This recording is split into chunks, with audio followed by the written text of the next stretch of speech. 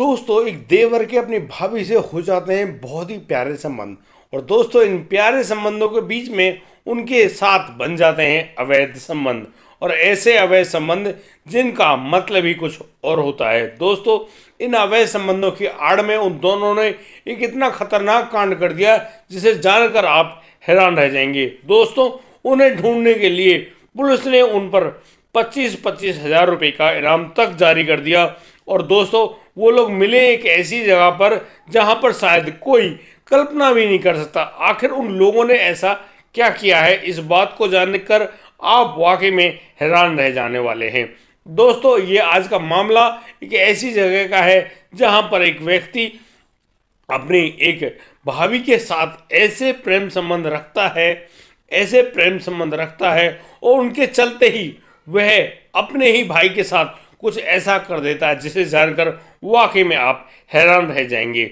दोस्तों आखिर वह मामला क्या है और क्या हुआ है उस मामले में, और वो कहां पर जाकर छुप गए जो पुलिस को उनको गिरफ्तार करने के लिए 25-25 हजार रुपये की इनाम घोषित करने की घोषणा करनी पड़ी। दोस्तों आखिर ऐसा क्यों हुआ, आइए जानते हैं पूरी घटना को। नमस्कार, आदाब, सत श्री अकाल दोस्तों, स्वागत है आपका हमारे YouTube चैनल किस्से क्राइम के। और दोस्तों आपसे प्यारी सी गुजारिश, आगे बढ़ने से पहले हमारे चैनल को सब्सक्राइब करना, नोटिफिकेशन की बेल को दबाना बिल्कुल ना भूलें। दोस्तों आज का बेहद ही हैरान कर देने वाला मामला सामने आया है कानपुर उत्तर प्रदेश से। दोस्तों कानपुर उत्तर प्रदेश में एक गांव होता है खुरैसा। दोस्तों इस गांव में वह दिनेश अवस्थी अपनी पत्नी गुड़िया के साथ बहुत ही अच्छे ढंग से रहा करता है। दोस्तों यहाँ पर जो गुड़िया है, इन गुड़िया नाम की जो महिला है, इनके शरीर में कुछ ऐसी ऊटपटांग स्थिति बनती है कि जहाँ पर भी उनको लेकर जाया जाता या फिर उनको दिखाया जाता, हर कोई व्यक्ति उस महिला के शारीरिक उस बिगड़ी हुई अवस्था को देखकर यही कहता कि इसके ऊपर तो ऊपरी चक्कर है।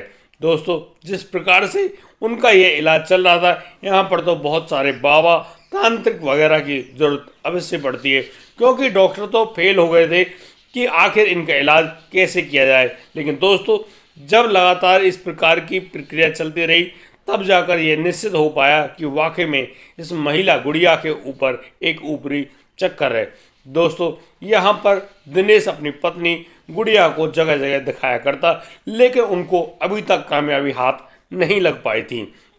दोस्तों इसी प्रकार से जब समय बीत रहा था, इन दोनों के बीच में दोस्तों एक व्यक्ति जिनका नाम मनोज अवस्थी है, जो कि दिनेश का छोटा भाई है, और वो अभी ही जमानत पर जेल से बाहर आया है।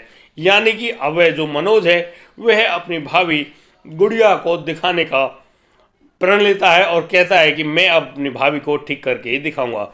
अब दोस्तों मनोज अवस्थी और गुड़िया अक्सर मोटरसाइकिल पर जाने शुरू कर दिया था उन्होंने। अब वो जगह जगह घूम रहे थे और बस इसी प्रक्रिया में उन दोनों के बीच में जो प्रेम यानी कि जो प्यार होता है वह पनप उठता है। और यह प्यार ऐसा प्यार, अंधा प्यार, इस अंधे प्यार के चलते उन देवर और भाभी के बीच में बन जाते हैं नाजायज़ संबंध। और दोस्तों इनके नाजायज़ संबंध बनने के बाद अब इनको ऐसा लग रहा था कि बस अब वो हमेशा एक दूसरे के साथ एक दूसरे की बाहों में ही रहना चाहते हैं। यानी कि अब यहाँ मनोज अवस्थी और गुड़िया दोनों एक ऐसी प्रक्रिया को अपने दिमाग में जगह बना चुके थे जिसको कहते हैं साजिश। दोस्तों अब ये साजिश किसके खिलाफ होने जा रही थी, आप लोग विचार कीजिए और समझ जाइए कि वाकई में ये लोग कितना भयानक कदम उठाने वाले हैं। दोस्तों अब यहाँ पर जो मनोज अवस्थी है वह अपनी प्रेमिका यानी कि अपनी भाभी गुड़िया को घर लौट कर आते हैं एक तांत्रिक के पास से दिखाकर। दोस्तों जैसे ही वो लोग घर पहुंचते हैं, घर पहुंचने पर अब यहाँ गुड़िया अपने दैनिक प्रक्रिया में लग जाती है। दोस्तों यहाँ पर दिनेश अवस्थी भी होते हैं।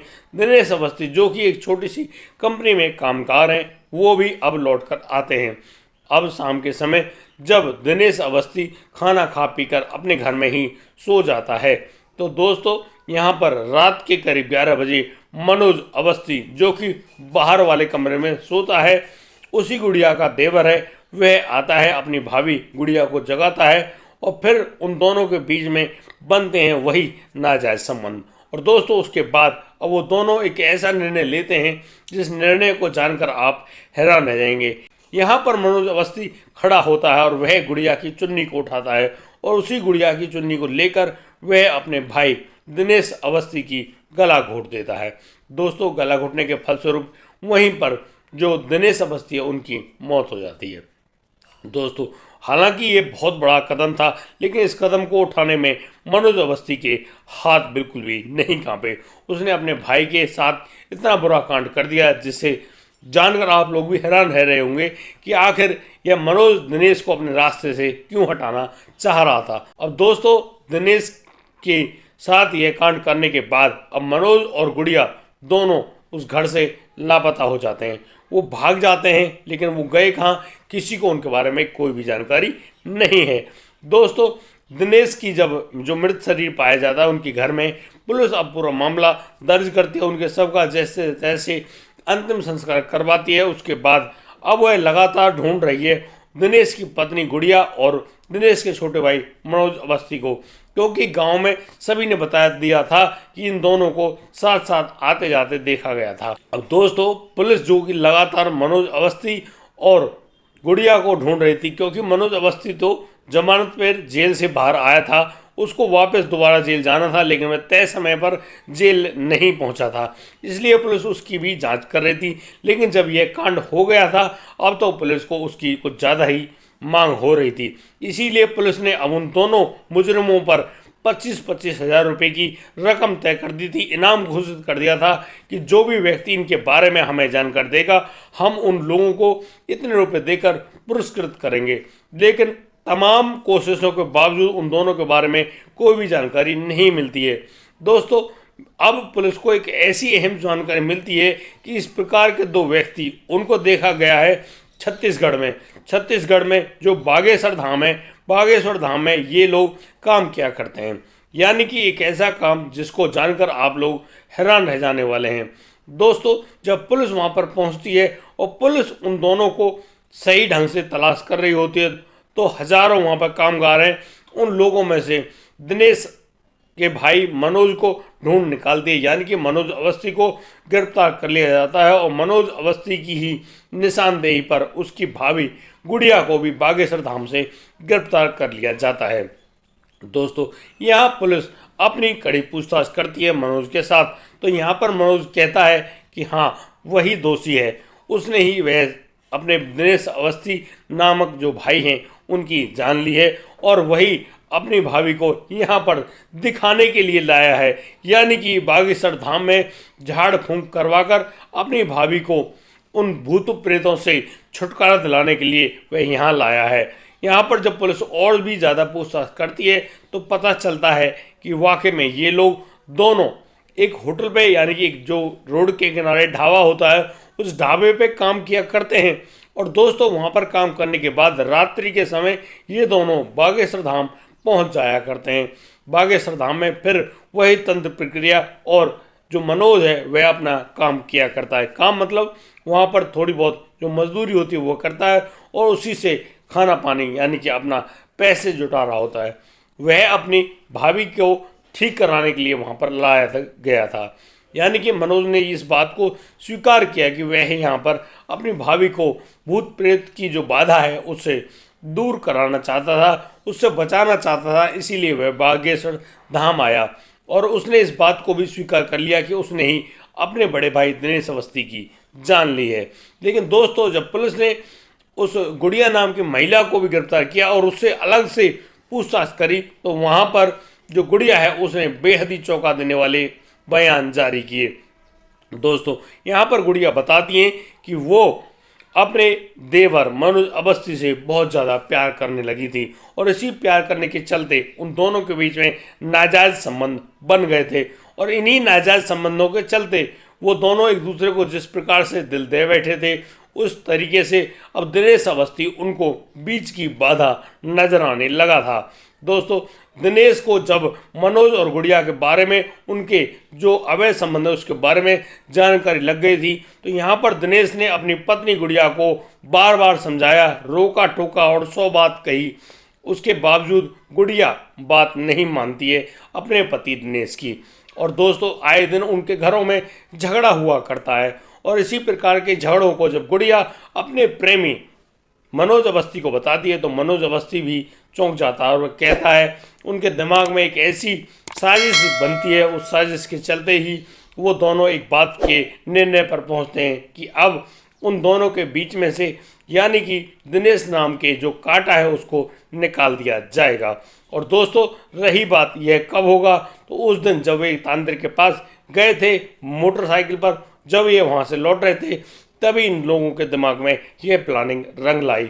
और दोस्तों रात के करीब 11 बजे जब मनोज अवस्थी अपनी भाभी गुड़िया के साथ उनके घर में आता है तो फिर वहाँ पर दोनों के बीच में नाजायज संबंध बनते हैं। और दोस्तों इसी बीच दोनों के बीच में जो बातचीत हो रही है उसी बातचीत के चलते अब दोनों इस निर्णय पर पहुँचते हैं कि दिनेश अवस्थी को आज की रात दुनिया से विदा कर देना चाहिए। अब बस इतनी सी बात को सुनते हुए मनोज अवस्थी उठ खड़ा होता है और वह एक चुन्नी लेकर अपने बड़े भाई दिनेश की जान ले लेता है। दोस्तों इतना भयानक कदम उठाया था मनोज ने जिसको देखकर हर किसी के पैर कांप जाएं वाकई में। और फिर वह अपने भाई के साथ इस प्रकार का कांड करने के बाद अपनी भाभी को ले भागा और वह भी गया एक ऐसी जगह जहां पर दुनिया अपने कष्टों से मुक्ति पाने के लिए चाहते हैं, वही बागेश्वर धाम, जहां पर हनुमान जी की बहुत बड़ी पूजा की जाती है और लाखों भक्तों के जो दुख दर्द हैं कष्ट हैं वो सब मिटाए जाते हैं, यानी कि उनकी भूत प्रेत बाधा तक मिटाई जाती है। दोस्तों ये दोनों प्रेमी जोड़ा यानी कि अब एक ढाबे पर जो रोड किनारे होते हैं ट्रक ढाबे, वहाँ पर दिन में तो मजदूरी किया करते और फिर रात को वो लोग बागेश्वर धाम पहुँच जाया करते। वहाँ जाने के बाद वो लोग रात को वहाँ पर जो अपनी तंत्र प्रक्रिया है उसको अंजाम देते और फिर वहाँ से लौट कर आते। दोस्तों इसी प्रकार से ये लोग करीब 8 महीने तक छुपे रहे और पुलिस जगह जगह ढूंढ ढूंढ कर थक चुकी थी, परेशान हो चुकी थी। आखिर में उन्होंने उस रुपयों का इनाम घोषित किया था। दोस्तों पुलिस की 1000 कोशिशों के बाद तब जाकर पुलिस को यह कामयाबी मिली, लेकिन कामयाबी मिल तो गई। दोस्तों लोग सोचते हैं कि कानून अंधा है, लेकिन दोस्तों आदमी यह भूल जाता है कि अंधे होने के साथ साथ कानून के हाथ भी बहुत लंबे हैं, यानी कि कोई भी व्यक्ति कितना भी भागना चाहे भाग सकता है, एक ना एक दिन उसको अपने आप को कानून के हवाले करना ही पड़ता है, चाहे वो कुछ भी कर ले। और दोस्तों ऐसे बहुत उदाहरण हैं आप सभी लोगों के बीच में जहां पर इस प्रकार के ये कांड हो भी रहे हैं और उनके गुनहगारों को पकड़ा भी जा रहा है। दोस्तों आज की कहानी में सिर्फ इतना ही। अब दीजिए मुझे इजाज़त, मिलता हूं कल, लाता हूं एक और नया अनोखा चौंका देने वाला मामला। तब तक के लिए आप बढ़िया रहें, बेहतरीन रहें, अपना और अपने परिवार का बखूबी ख्याल रखते रहें। जय हिंद, जय भारत।